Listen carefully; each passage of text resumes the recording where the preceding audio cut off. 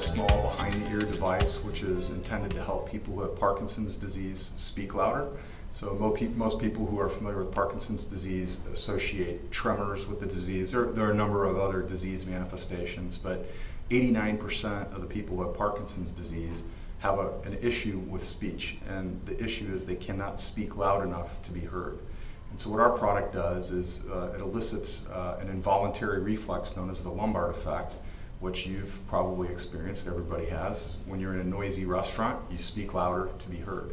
You do that involuntarily, and that's what we're doing to help Parkinson's patients speak, is we have this little small behind-the-ear device.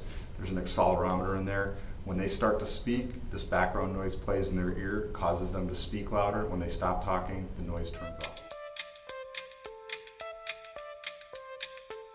Technology is one where we are a hardware and software system that allows for patient EKGs, that is 12-lead EKGs, to be captured at the patient bedside and transmitted wirelessly, instantaneously to physicians' cell phones, tablets, other media that allow them to make rapid. The goal is to develop improved strains. We talk about the white adaptive genetics, the white cattle.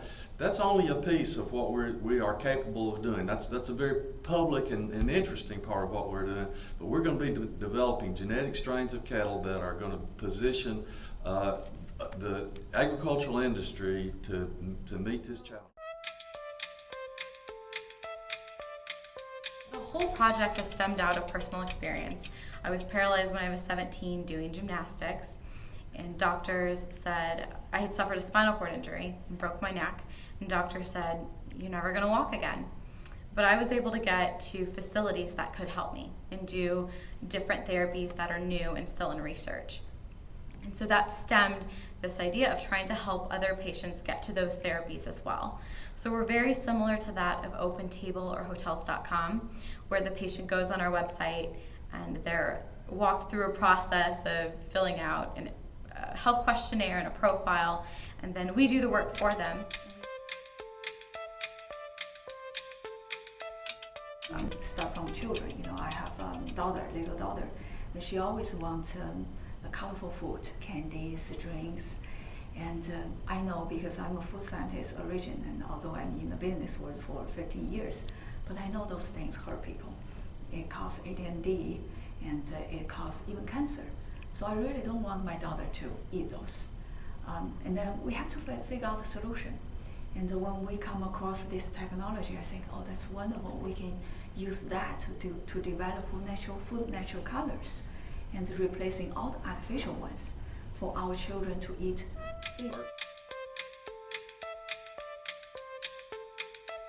Realize that you get Lyme disease from ticks, but what a lot of folks might not realize is that the ticks get the Lyme bacteria from mice. So we've developed this really cool vaccination pellet where we put out in areas where mice are.